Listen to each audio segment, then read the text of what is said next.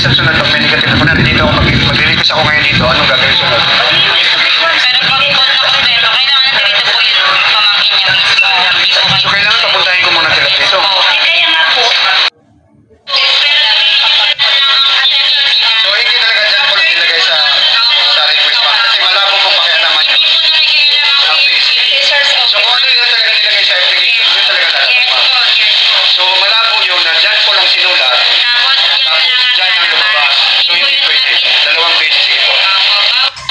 No record sa registrar. Alright guys, yung nangyari sa pamangkin ng asawa guys, pinalo up yung record niya pinalo up yung baptismal niya sa lahat ng simbahan dito sa Malabon.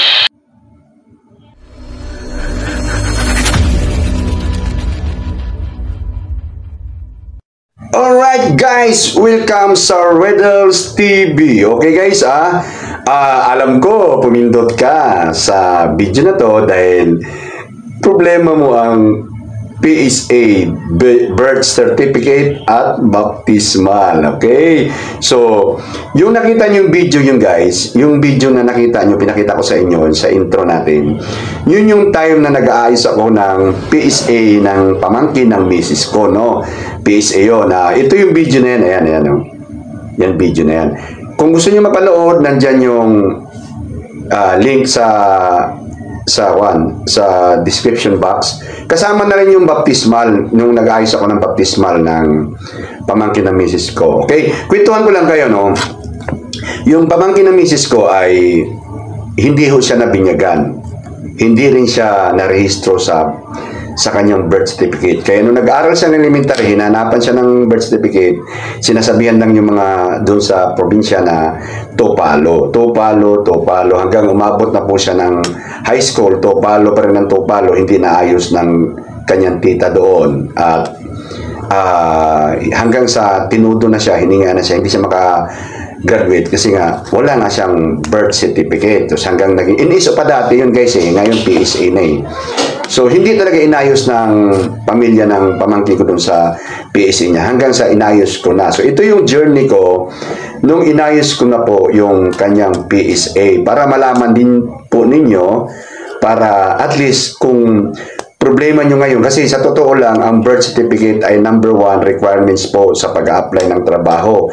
Especially sa pag-abroad, kung gusto nyo mag-abroad. Kaya nga po, yung pamangkin ng misis ko ay minsan nadi-discourage siya kasi pati sa paglaro niya ng basketball, kasi magaling maglaro yung pamangkin ng misis ko ng basketball eh. Pag hiningihan na siya ng birth certificate, hindi na siya nakakasali sa mga ligang yung malakihang liga. So, yun ang dahilan kaya medyo nadi-discourage din siyang papasok sa pag-aaral kasi nga nawawala nga siya ng gana dahil dun sa problema niya ng birth certificate niya. PSA na ngayon. Okay, so ngayon para malaman nyo kung paano, follow-up video lang to guys dun sa video ginawa ko. Yun yung tinatawag na prosesong ginawa ko, no? So ngayon, mayroon na pong PSA ang aming pamangkin ng misis ko. So nagtatrabaho na po siya guys. Good news, no? Nagtatrabaho na siya at nakita niya, sinabi ko anong problema at tinan mo kung anong kaginhawa ang walang problema sa requirements. Talagang wala na siyang problema pero nung una talaga malaking problema niya. So alam kong pumindot ka sa video na to dahil yun yung problema mo. Yung wala kang PSA, anong gagawin mo? Diba ang problema? Medyo proseso po talaga guys, okay? So ang unang gagawin natin guys ay uso na ngayon yung di ba? Yung tinatawag national ID. Hindi naman tayo hiningi yan eh. National ID, di ba? Ilalagay mo lang yung mo at record mo sa eskwelahan kung matanda ka na, no? Kung bata ka pa, walang problema. Ayusin mo lang naman yan agad. So, ngayon ang gagawin mo guys, kung matanda ka na, wala kang PSA, matanda na ha, ang bata kasi, pwede namang i-late registered yan. Late registration ang bata, okay? Requirements lang yan, tapos bibinyagan mo lang, okay? Bibinyagan mo lang yung bata. So, doon tayo sa matanda na, ano? Sa bata, madali lang ang bata eh. So, ngayon guys, kung ikaw ay matanda na, wala kang PSA, birth certificate, or baptismal, ito po yung journey na ginawa namin nung inayos ko yung birth certificate, PSA ng pamangkin ng misis ko. Okay? Una-unang gagawin nyo guys ay hingi kayo ng no record sa local registrar ng pinang-anakan ng bata. Kunwari, nanganak ka ng probinsya nyo ay Pangasinan. Hihingi ka ng no record doon sa Pangasinan. No record. Kunwari, yung matanda ka na, hihingi ka ng no record doon sa lokal. Lokal kung saan ka pinanganak. At hihingi ka rin ng no record sa PSA. Okay, sa PSA, no record yon. Magre-request ka ng record mo sa PSA. Ang ilalabas kasi nila, we have no record. Ngayon, yung resibo, ngayon ko lang alam yan nung nilakad ko. Nung resibo, yung resibo mo sa pinayad mo na lumabas sila ng no record, pwede mong i-bayad ulit yun sa kanila. Ma'am, no record po yun. Kasi hindi ko alam dati yan guys eh. Nag-request ako, tapos no record, tapos bayad ako ulit. Yung pala, pwede palang gamitin yung resibo mo na, ma'am, nag-request po ako rito ng no record, ito ba, pwede pong i-ikuan yun. Parang, ikuan ba? Parang yun ang nagiging bayad ulit dun sa magre-request ka. Pero sa huli na yun guys, sa huli na yun, sa huli. So, pag no record na sa local at saka sa PSA, no record ka sa birth certificate, yun yung isa sa mga requirements para magkaroon ka ng late registration sa local nyo. Sa local nyo guys, sa local nyo. Kung saan ka pinanganak, sinampol ko yung Pangasinan. Pangasinan ba yun? Sa Pangasinan. Doon ka mag-late registration doon sa inyong lugar. Doon mayroon silang tinatawag na list of requirements na ipoprovide nyo. Isa yun po yung no record. Matagal kasi yun eh. Kaya dapat unahin nyo yun, no? Unahin nyo. Okay? Unahin yung no record. So, ngayon guys, i-late registered nyo po yung inyong mag-late registered kayo. Ngayon, kung ang pangalan nyo, dinala nyo, tulad ng pamangkin ko, ang dinala niya, apelyido ng tatay niya. Apelyido ng tatay niya. Dinala niya eh. Kaso lang guys, patay na yung tatay niya. Kasi ang tatay, hindi kasi kasal yung nanay at tatay ng pamangkin namin.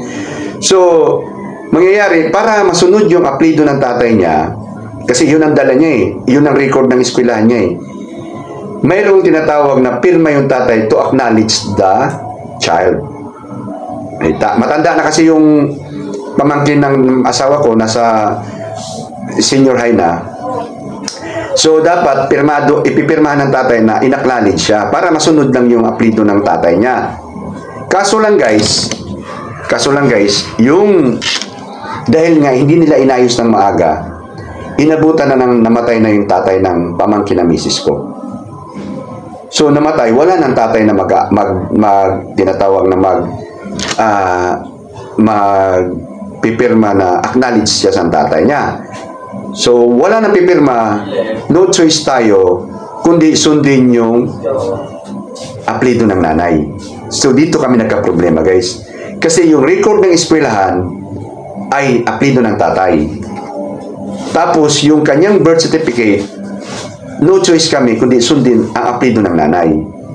Dito kayo gagawa ng tinatawag na power of attorney na yung apelyido ng tatay na pangalan ng bata at ang bagong birth certificate niya na apelyido niya na ng nanay niya ay iisang tao lang.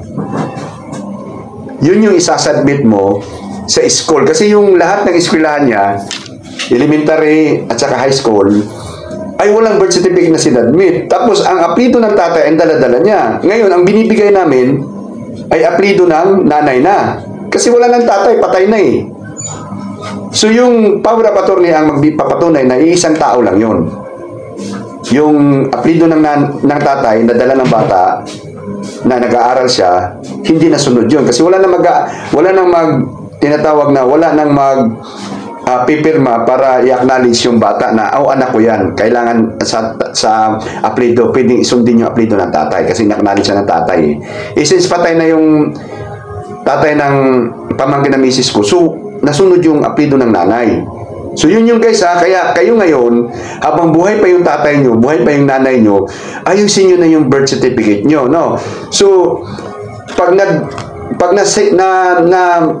na-provide nyo na lahat ng requirements ng local register nyo, local registrar, pag na-provide nyo na yon, yung local registrar ay magsasubmit ngayon ng record nila sa PSA. Okay? Sa PSA guys, sa PSA. So maglasubmit na sila ng record na ito yung record ng bata. Para yung PSA magkaroon ng record.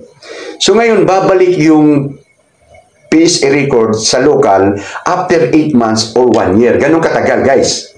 Kaya kailangan ayusin nyo na ngayon kasi ganun katagal. Lalo kung mag-a-abroad kayo, no? Mag-a-abroad o mag-aaral yung bata. So akala ayusin nyo na ngayon. So, yun yung kuhan. Pagkatapos bumalik, mayroon ng tinatawag na mayroon pangsamantala yung local registrar nyo mag-issue yun ng local birth certificate nila pero walang PSA, local sa kanila yan. So pwede nyo gamitin din yon kung papayag yung mga ina-apply nyo yung trabaho na may birth certificate na siya. Pero kung PSA, hintayin yung PSA na sumagot sa local. Pagka sinabi na ng PSA na meron na kami, pwede ka na pumunta mag-request ng record sa PSA. Ngayon, kung malapit ka sa PSA, tulad kami, malapit kami, pinuntahan ko yung PSA, guys. So, meron silang, doon, public information na, ma'am, meron na bang record to? Kasi nag-request kami ng record sa local.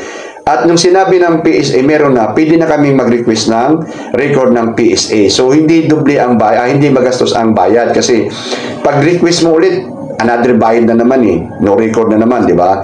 So bago kami nag-request, inalam ko muna kung may record na. So nung sinabing meron ng record, nag-request na ako ng PSA record ng pamangkin ng misis ko. So nagkaroon na siya ng PSA. Kaya lang, apelido na ng nanay niya, hindi na sa tatay. So yun na nga, power of attorney, kailangan doon, no? So, yun na guys, kakain din talaga ng 8 months to 1 year ang takbuhan ng pagkaroon ng record mula sa local papunta sa PSA, no? So I hope na naliwanagan kayo guys, at kung may tanong kayo, mag-comment na kayo dyan sa baba, no? So ngayon, doon tayo sa baptismal.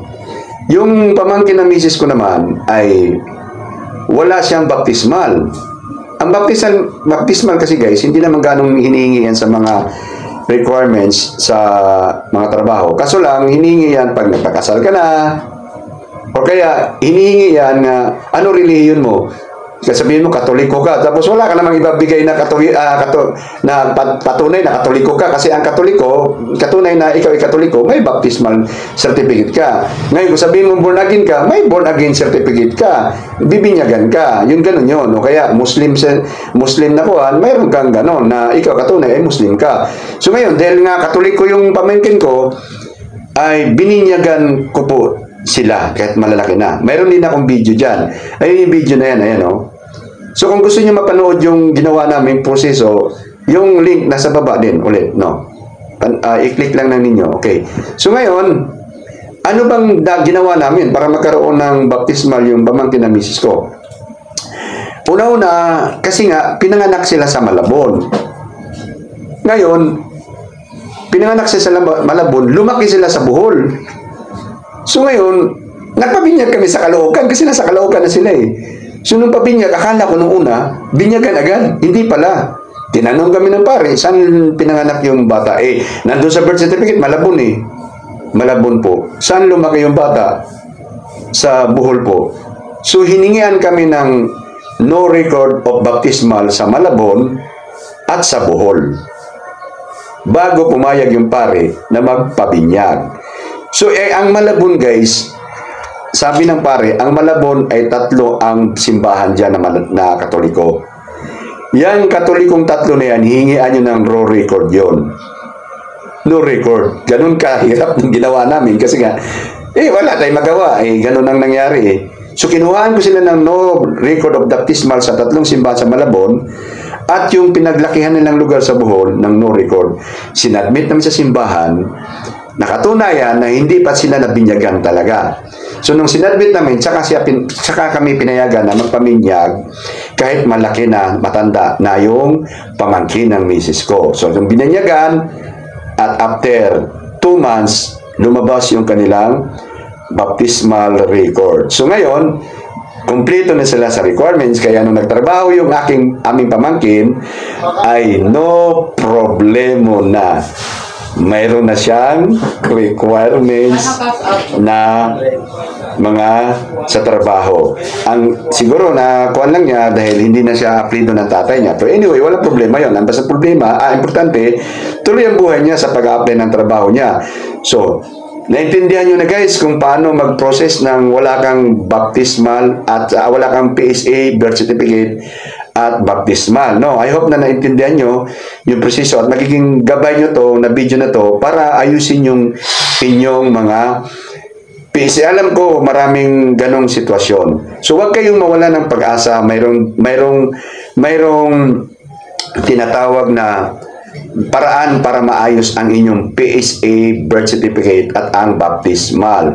Ngayon guys, dati kasi maproseso dati kung aayos ka ng kuwan, NSO pa dati, mayroon pa mga hearing na ginagawa. Ngayon ang ginagawa para lang hindi mahirapan yung walang record ay yung local nyo po na ang mag-aayos.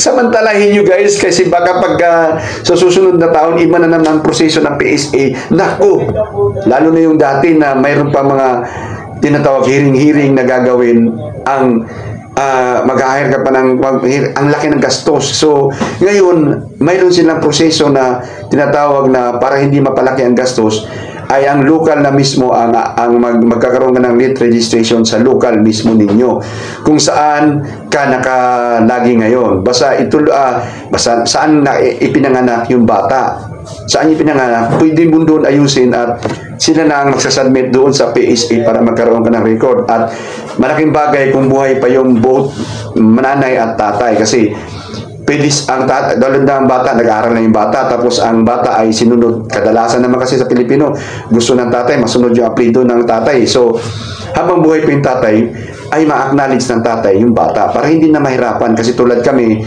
nung nag-enroll kami ng college, nung nag-enroll ng another school lang, kasi transfer ko yung pamangkin ng misis ko dito sa Maynila nag-aral siya ng probinsya, transfer namin sa dito sa Caloocan, nag-aral yung pamangkin ng misis ko, ay nagkaroon ng discrepancy sa pangalan. Bakit ito, apelido, ito ganun.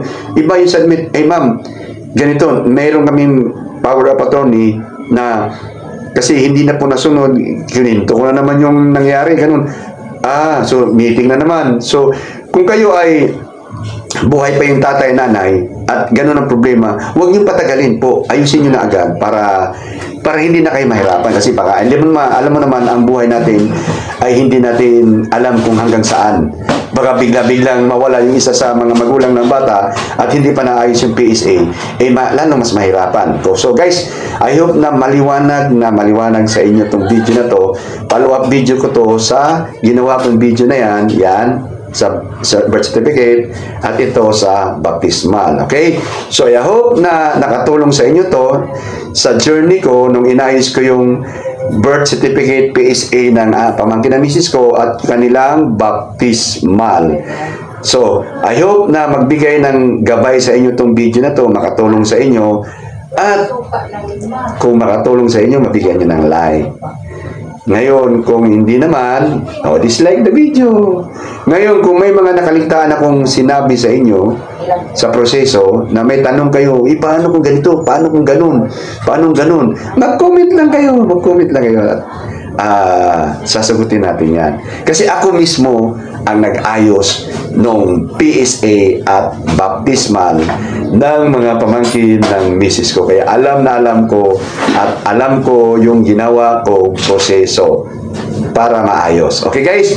So hanggang dito na lang yung video na to guys. Hanggang sa muling video, sa sunod na video guys. Kita-kita tayo. Bye-bye! Bye-bye guys! Bye-bye!